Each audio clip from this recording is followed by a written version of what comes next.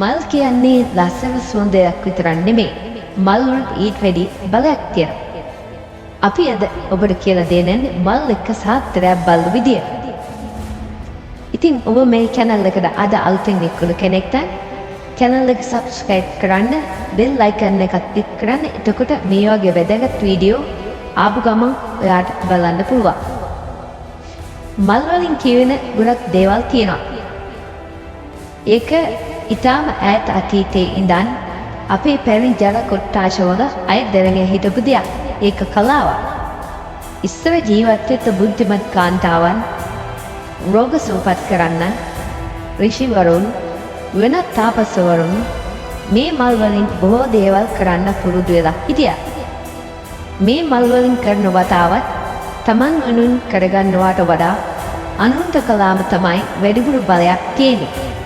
ඉතින් හොඳ යාළුවෙක් එක්ක එකතු වෙලා මේක කරන්න පුළුවන්. මේකෙන් ඊටාම ඉක්මනින් සාත්‍රයක් කියන්න පුළුවන්. මෙතනදී වැදගත් දෙයක් තමයි සාත්‍රේ අහන කෙනා තමයි මල තෝරා ගන්න ඕනේ. ඒක මල් පුකුරකින් තෝරා ගන්නවා වෙන්න පුළුවන්. එහෙම නැත්නම් ගෙවැත්තෙන් කඩා ගන්නවා වෙන්න පුළුවන්. කොහොම වුණත් Tamanගේ කැමැත්තෙන් මලක් තෝරා ගන්න එක තමයි පළමුවෙන් කරන්න ඕනේ. Tamanම ආසම මල මේ විදිහට තෝරාගත්තට පස්සේ එයාලට මේ අතින් අල්ලා ගන්න කියන්නේ. එතකොට එයාලගේ ඇඟේ තියෙන බලය අර මලට එනවා. එයා මල අල්ලාගෙන ඉඳලා එයාගේ ඇඟේ තියෙන යම් බලයකින් මල බලවත් වුණාට පස්සේ ඒ මල ඔයාගේ අතට ගන්න. ඒ කියන්නේ ඔයා සාත්‍රය කියන කෙනා නම් ඔයාගේ අතට ගන්න. දැන් ඔබට අර මලෙන් උදාහරණ ශක්තියින් හා අර මල අල්ලාගෙන හිටපු කෙනාගේ ශක්තියින් ඔක්කොම එකතු වුණ මලක් තමයි ලැබෙන්නේ. දැන් ඔබේ හිත හොඳට නිදහස් කරගන්න.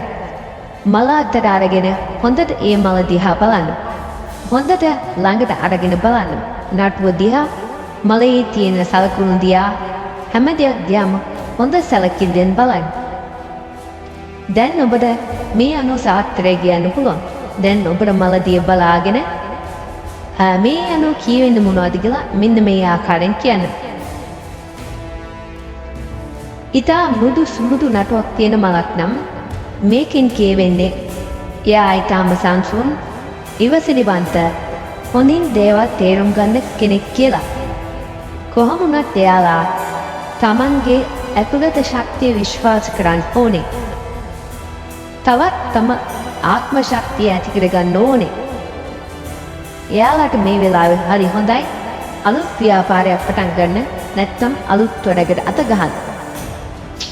ඊළඟට ගොඩලේ තියෙන හෝ රළු නටුවක් නම් මේ වගේ නටුවක් සහිත මලක් තෝරාගත්තා කියන්නේ ඒකෙන් ඒ කෙනාගේ ඇතුළාන්තේ කියවෙනවා ඉදිරියේ තියෙන්නේ ගොඩලි සහිත ගමන් මඟ. එයාලා ගොඩක් සංසුන් වෙන්න ඕනේ. ඕනම දෙයකට ප්‍රමාණයට වඩා කලබල වෙලා දඟලන්නේ නැතිව කල්පනාවෙන් ඉවසීමෙන් වැඩ කටයුතු කරන්න ඕනේ. ඊළඟට දුර්වල නැමෙන සුළු නටුවක් තියෙන මලක්. මේ කෙනා ගැඹුරින් හිතන කෙනෙක්. වගේම පාඩුවේ තනියම ඉන්න කැමති චරිතයක්. එයා ගොඩක් සංවේදී වෙන වෙලාවල් එනවා. ඒ වගේම තරම කලබලකාරී වෙන වෙලාවල් එනවා. ඒ වගේ වෙලාවට එයාලා තමන්ගේ යාළුවන්ගේ අවදාද උපදේශ ගන්නම ඕනේ. ඊළඟට මල් පොහොට්ටු. මල් පොහොට්ටු වලින් කියවෙන්නේ අලුත් ආරම්භයක්, අලුත් අවස්ථාවක්. විශේෂයෙන්ම මුදල් හා රාජකාරි සම්බන්ධයෙන් තමයි මේක වැඩිපුර බලපාන්නේ. ඊළඟට චූටි තනිමල්. මේකෙන් කියවෙන්නේ ගොඩක් වස්තු සම්භාරයෙන් ආශාවක් නැති මානසික සන්තෝෂයේ බලාපොරොත්තු වෙනවා කියන එක.